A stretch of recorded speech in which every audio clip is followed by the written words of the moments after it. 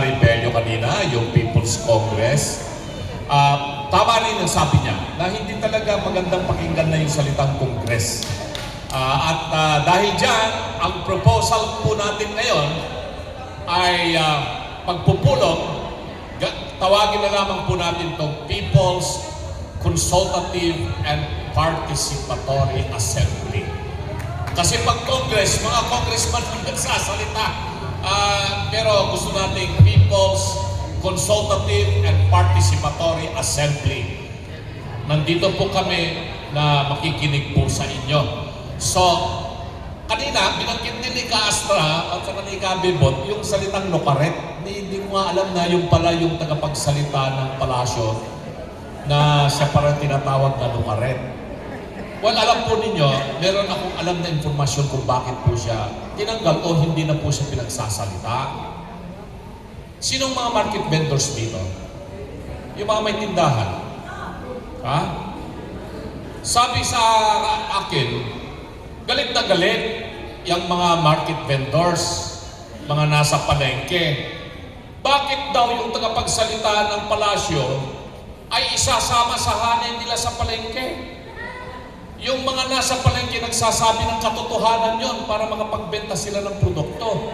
Pero yung tagapagsalita ng palasyo, hindi pwedeng sabihin palengkera yun, insult raw sa mga market vendors. Nagreklamo sila, kaya siguro siya tinanggal sa palasyo.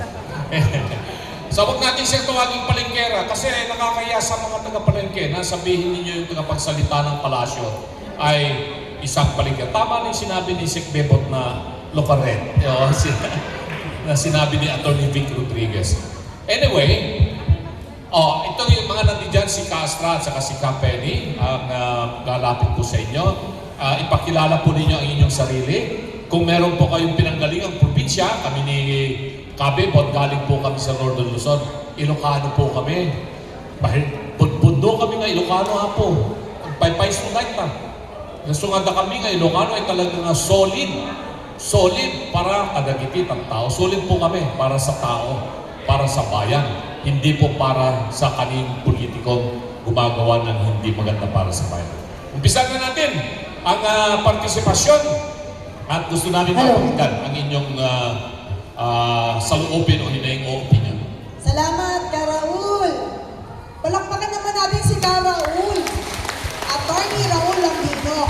Bago po natin umpisahan ang tanungang portion at upang madinig din po ang inyong panawagan, hinaing at saka yung gusto ninyong mangyari sa inyong lugar at ano yung mga dinanas ninyo at kung bakit kayo nandito ngayong hapon. First of all, gusto ko pong batiin. Ka Raul, meron ditong bata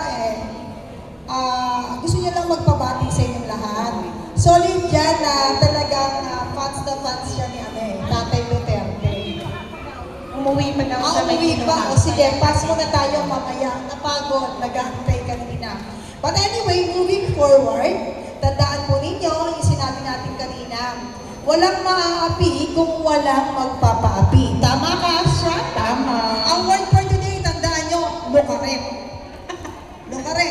After po ng kapihan sa PDP, noong nakaraang Webes, yung Locaret, hindi ko na nakita at nadinig. Masyadong matindi ata yung Epekto. sinabi ni Kamalutikiya. Kami yung iikot dyan ha, kaming dalawa. Sa doon na side, ako dito na side. Kasi kailangan marinig natin, kayo mga kababayan, baka may tanong kayo sa ating mga magigiting na abogado at panelista. Ayan. Tanong, okay. Unang tanong. Magpakilala. Pakilala, tapos katanungan o kaya mungkahi o point of view mo pwedeng sabihin.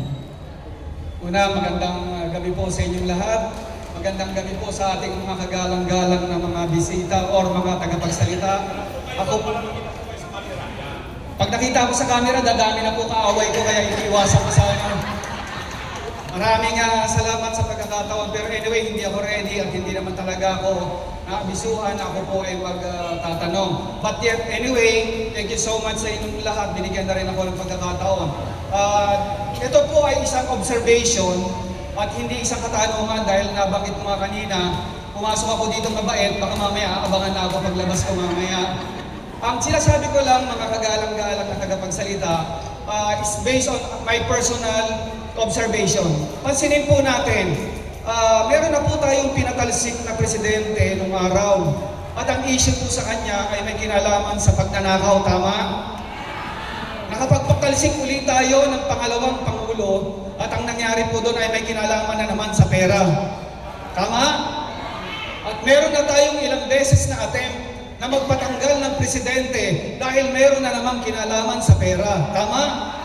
At sa kasalukuyan ngayon, ang mga tao ay nagwawala kaliwat kanan sa buong bansa at ang gusto nilang mangyari, paalisin na naman ang mga magnanakaw. Sino yung magnanakaw? I-determine natin ngayon kung sino talaga yung magnanakaw. Parang mag-asawa. Nung ikaw ay niligawan ng lalaki, ang sabi mo mabait ito. Sinagot mo siya, naanakan ka niya. Later on, natuklasan mo hindi pala siya matino. Pinahiwalay ka at nahiwalay ka, naanakan ka. Naganap ka na naman ng ikalawa at iba naman ang kanyang attitude at hiwalay ka na naman. Nakalimang asawa ka na, puro hiwalay at hindi ka na kontento. Napapansin mo na ang balik na ng chismis na sa'yo na. Sasabihin na yung babae ay makati na.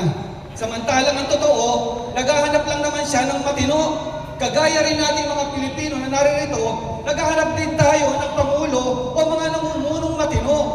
Paulit-ulit tayong mag-aasawa. So ano po ang mapapansin natin? Baka mamaya may problema na tayo sa ating manliligaw. Tayong People's Coalition, baka tayo na yung may problema. Namimili tayo ng hindi karapat-dapat. Sa simula pa lang, mamili na tayo ng karapat-dapat para hindi tayo nakikita-kita rito para sumigaw palagi na palitan ng asawa. Diba dapat matuto tayo sa leksyon? Matuto tayo sa aral ng kahapon. Dapat kasalukuyan, hindi na tayo mga bata. Dapat matured na tayo sa larangan ng politika na pinagtatawanan na tayo ng ibang bansa. Kaya nga ang tanong, ano ang solusyon? Samantalang maayos naman ang ating konstitusyon, bagamat sinasabi kanina ni attorney na merong mga pagbabago, yes, sapagkat na-experience natin. Imagine nung araw, ang nagnanakaw ay isa. Subukan nyo ngayon kumuha ng isang pirasong papel. Hatakin nyo yan sa apat na kanto. Kung sino yung may pinakamalakas na hatak, siya yung may pinakamalaking bahagi ng papel na makukuha. Kasi siya yung pinakamalakas sa pamahalaan. Ganyan ko ini-interpret. Kaya ang sinasabi ko po sa inyo mga kasama, sana sa susunod, kung hindi man ngayon, gawin na natin ngayon. Mamili tayo ng nararapat at hindi ko masabi sa inyo kung sino yung nararapat, baka magkamali din ako kagaya ng karamihan na nagkakamali ng pagpili ng asawa. So magandang gabi po sa inyo lahat. Maraming salamat.